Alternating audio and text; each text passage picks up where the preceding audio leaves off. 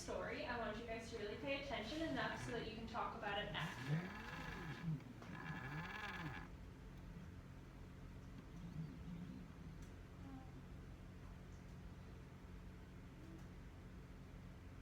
This is different than my computer, I'm sorry.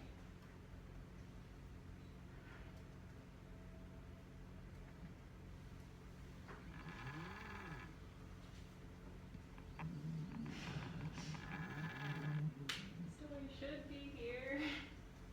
There we go, okay. So basically Jack was supposed to sell a cow because his family was so poor. And then he meets a guy who's willing to sell, or to buy the cow for magic beans. And his mom gets mad at him because he was supposed to sell the cow for money, and now all he has are these beans, and now they don't even have milk, and they don't have money. His dad left, so he doesn't have a father, so it's just the two of them. So then the next morning, this beanstalk grew, and he climbs it, and so above the clouds was a wonderful land. Jack had never seen anything like it. He decided to visit the richest, grandest house in sight. A great big woman who was was sweeping outside the house. "Good morning, ma'am," said Jack. Jack had not had dinner or breakfast, and he was very hungry. "Have you anything to eat?" Jack asked the woman. The woman was nice. She invited Jack inside. Jack was amazed at how big everything in the house was. The giant's wife gave him bread, milk, and a piece of cheese. He sat on the floor to eat, but soon the whole house began to shake. It was the giant. The giant's wife hid Jack inside the oven just in time. "Cook these for me, wife," roared the giant. The giant started to leave the kitchen, but then he stopped and sniffed.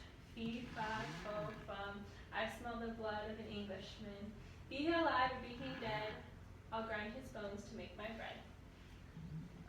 "Nonsense, dear," said the giant's wife. "Go wash your hands and I'll make you breakfast." So then she took Jack from the oven and hid him in a cupboard. There, Jack waited. The giant ate, then sat at the table counting his gold. Soon he fell asleep. Jack knew his mother could buy food with the gold, and the giant would never miss one bag. Jack took a bag of gold and ran. He raced back down the beanstalk. At the bottom, he showed his mother the gold. "See, mother," said Jack, "I told you the beans were magic." Jack and his mother lived off the gold for months, but one day it ran out. So Jack went back up the beanstalk to see what else he could find. The giant's wife was outside her house again. "Please, ma'am," said Jack, who was hungry from his long climb, "may I have some bread?" The woman was nice, and she fed Jack again. Soon the giant returned. "Fee, fi, fo, fum, I smell the blood of an Englishman. Be he alive or be he dead, I'll grind his bones to make my bread." "Nonsense, dear," said the giant's wife. "Go wash and I'll make you lunch." Then the giant left. The woman hid Jack in the cupboard. After his lunch, the giant put a hen on the table. "Lay," he said, and the hen laid an egg of gold. Jack knew those golden eggs would buy plenty of food. He waited until the giant had fallen fast asleep. Then Jack took the hen. He climbed down the beanstalk as fast as he could. When he arrived, he said, "Those magic beans have given us another treasure. This hen lays golden eggs." The hen laid a golden egg every day. Jack and his mother were able to buy all the food they needed. But Jack wanted to see what other wonders waited at the top of the beanstalk. A week later, he climbed up again. He found the giant's wife, and she invited him inside again, and he hid in the cupboard. After the giant ate, a magical golden harp sang a song for him. The giant fell fast asleep. Jack crept out of hiding to see the harp. "Master, master." Oh, well, you couldn't see it, but then he takes the harp. He starts going away with the harp. "Master, master," called the magical harp as soon as Jack held it. The giant woke up. Jack was frightened. He ran, still holding the harp. The giant saw him and gave him chase. Jack hurried on the beanstalk as fast as he could. "Mother, bring me an axe," Jack called when he neared the bottom. She met him with an axe. Jack gave the beanstalk a mighty chop. It fell over, and the giant with it. Safe at home, Jack knew he would never again visit the giant's house in the clouds. And with all their treasures and each other, they lived happily ever after. So, today we're going to be talking about this story, and we're going to have a class discussion. But first, we're going to talk about class discussion etiquette. Can someone read to me the first thing we're going to do when we're having a class discussion? Let others speak, though they try to speak. Exactly. We're going to let others speak. Who wants to read me the second one? There are no wrong answers and nobody's idea or opinions are better than others. Exactly. No one's idea is dumb, no one's opinion is dumb, no one's is better than others. We're all equal and there's no right or wrong answers. Can you tell me the third one? Raise your hand before speaking and wait to receive the tennis ball. So I forgot the tennis balls, we're going to use an eraser. But we're going to sit in a circle, and when it's your turn to speak, you have the eraser, and then you're going to pass it to the next person. So you're not going to speak unless you have the eraser. What is the last one, Penelope? Or the second to last?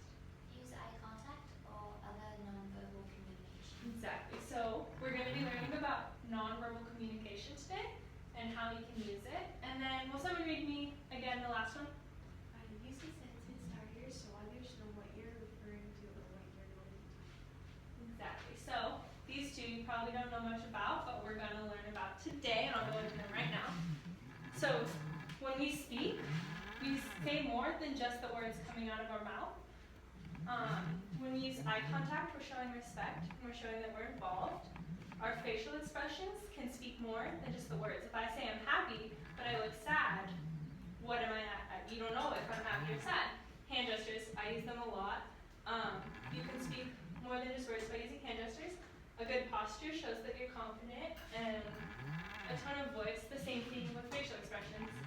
If I'm saying I'm happy but I sound sad, or if I sound mad, like say I'm happy, am I really happy? So when speaking, we're going to make sure that we use these things. We're going to make sure we try and keep eye contact. We're going to keep good facial expressions. That way we don't hurt other people's feelings by making a face at them or using an angry voice at them. And then examples of sentence starters. That was the last thing I said during classroom discussion etiquette.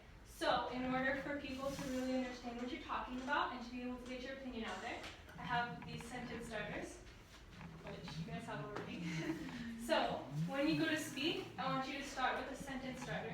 And so basically this addresses who you're going to talk to or what you're going to say so that you can connect what you're saying or what you want to disagree with to something else so that we can all connect to each other. So now that we know what nonverbal communications are and we know what sentence starters are, that's going to be the main focus of our lesson today. So will someone read me the first outcome today? Come on. Learners can express their opinion verbally. Exactly. So I just want you guys to be able to explain how you feel using words. Will someone read me our second outcome? Carmen? Learners can use correct sentence structures before sharing their opinion. Exactly. So I just want you to start using one of those given sentence starters. And then our third outcome. Will someone read? Learners use nonverbal communication as they speak, say their opinion, and listen to others. Exactly. So we also don't want to make faces or use nonverbal communication when other people are speaking because we want to make sure that they know that we're allowed to say anything and there's no wrong answers. So our discussion today is going to be, was Jack justified when he took the items from the giant? So why don't you two talk first, just talk for 30 seconds if you think he was justified or not, and then you two, and then we'll make a big circle so you can talk up here.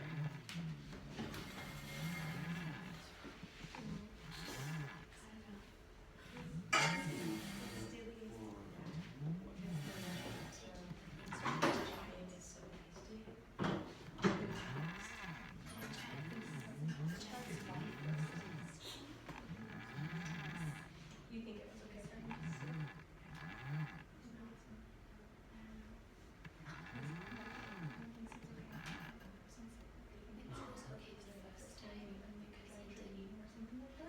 So, if you can practice first and you talk in a group, will you say that it is justified? Like you think it's okay? What about you guys? Do you both think it's not justified? Do you think it's justified? Yeah? Because I want like to say it's justified. Okay, class. So I want us to all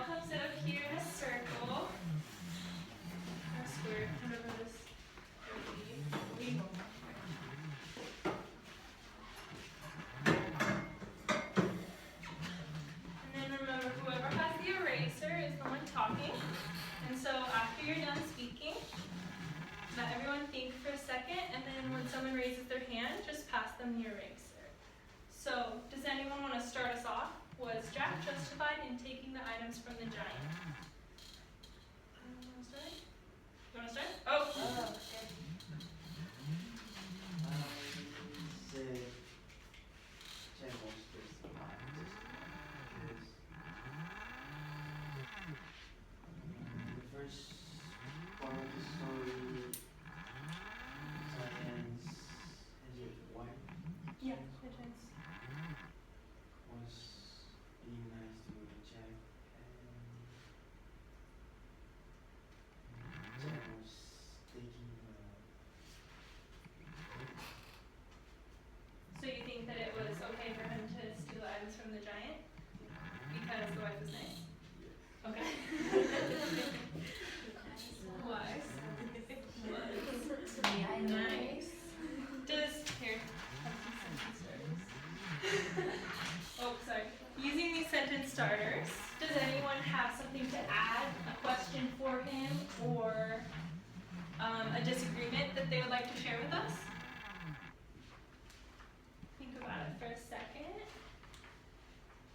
And then when you're ready, go ahead and raise your hand. Alright, yeah, pass it over to you. I understand what he's saying, that, but like you said, the wife is nice. Why can't Jack just ask the wife instead of just you?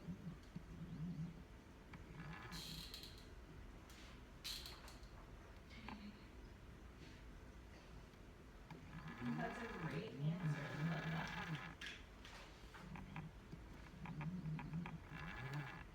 I agree because I think I agree with Mara because I think it is a moral problem. Because Morals, okay. you cannot steal things from others. We cannot steal.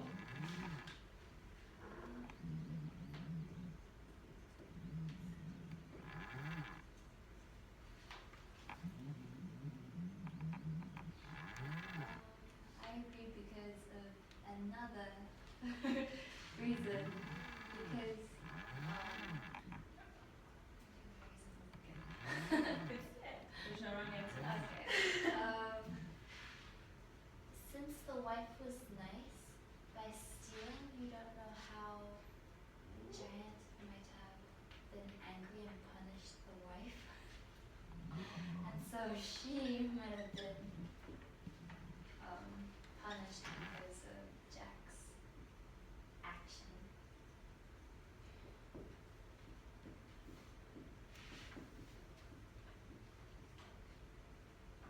I think that's a great way of looking at it. I did not even think of that.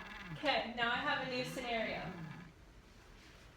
What if the giant had stolen? Oh, sorry. What if a fairy told Jack that his father was wealthy and prosperous until a mean giant killed him and took everything his father owned? And that's what left Jack and his mother in poverty. And then this fairy told him that that exact giant is the one that lives on top of the beanstalk. Would he be justified now? Or would he just be getting his father's stuff back or getting revenge for his father? Go ahead and talk to the person next to you for a few seconds on if you think it's justified or not, and we'll have another discussion.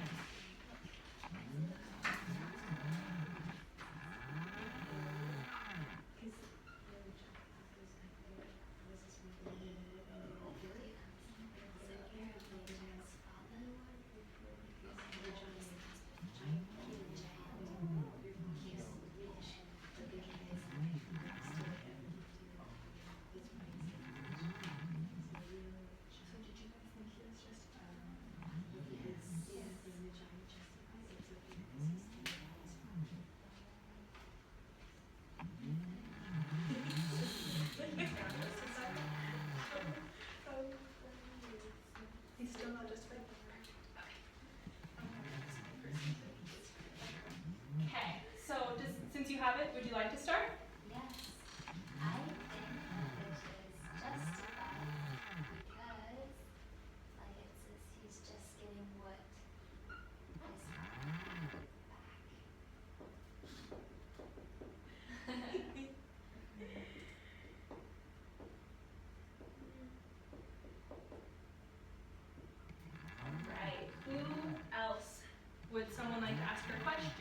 to it or disagree? Ready? Yeah?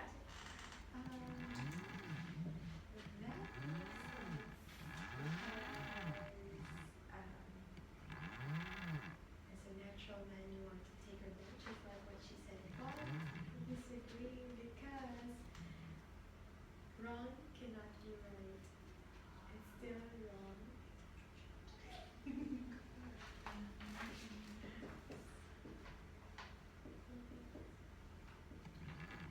Would anyone like to add to what she said?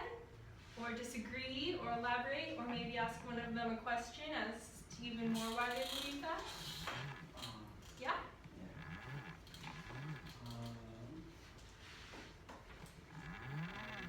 Disagree on what you said because Jack and his family they were poor, and that's the reason why the fairy tale told Jack to kill the giant or steal the thief. What is it? Gold? Yes, it's a So- gold to them. Bunch of gold. To help out his family. So, Great answers, guys. Would you like to share? I agree what she said. I think like the giant did something bad to Jack, so Jack need to revenge. And then the Jack kill the giant that so no one will suffer from like no one will be hurt by the giant. So the Jack is like save the world.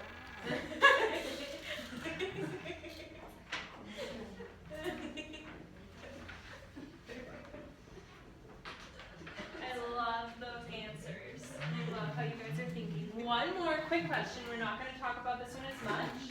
But now, what if the giant had stolen something from Jack's, or not from Jack's father, but from Jack himself? But he was, well, I didn't write enough on this, but he wasn't stealing his things back. He was just stealing back from the giant. Just anything he could find from the giant. Not necessarily his items. Do you guys think that's justified? Oh, from Jack. Like, yeah, so the giant stole it directly from Jack. Not his father, but directly from Jack. But Jack went back and stole items that weren't his. He just went and stole the giant's items. Not his. So what do you guys think? Was he justified or not? Yeah? It depends what he stole from Jack. If he stole the life of his father, then gold.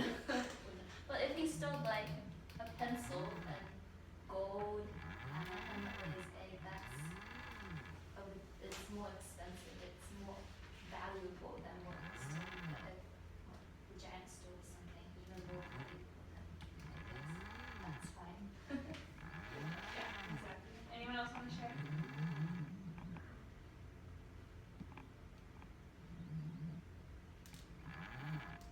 Alright, great discussion, guys. I love all your answers and I love how you guys were thinking. You guys can go back to your seats now. I want you guys to now just quickly discuss with your partner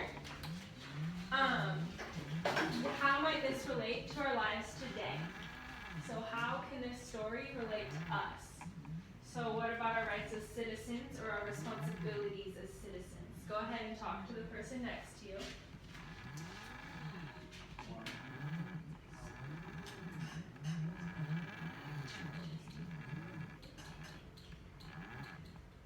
We have rights to not have but the responsibility to get those things back. Up to school and stealing other Alright guys, does someone want to share with me what them and their partner came up with?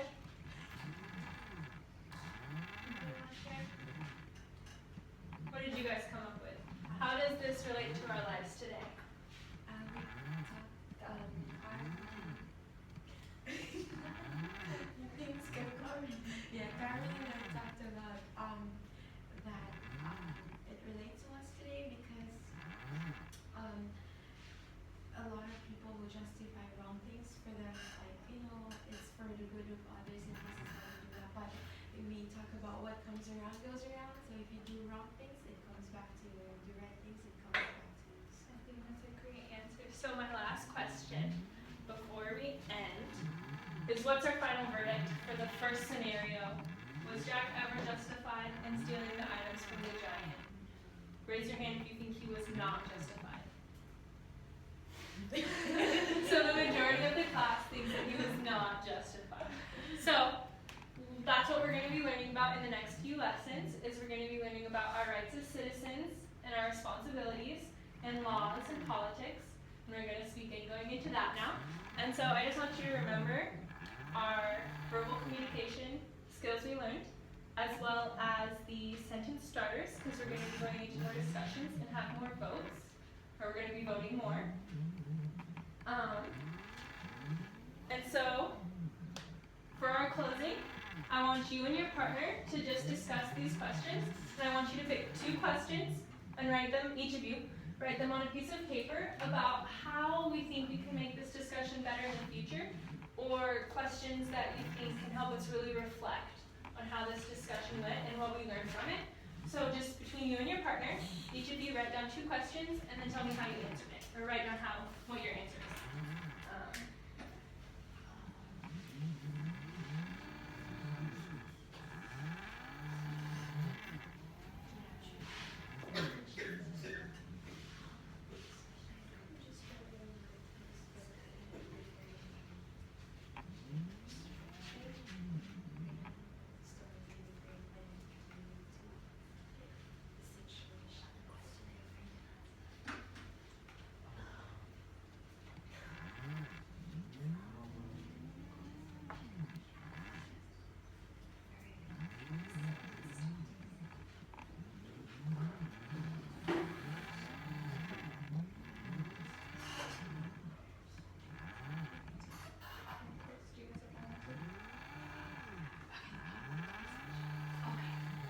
So, to wrap up, can someone share with me one question that they wrote and then their answer?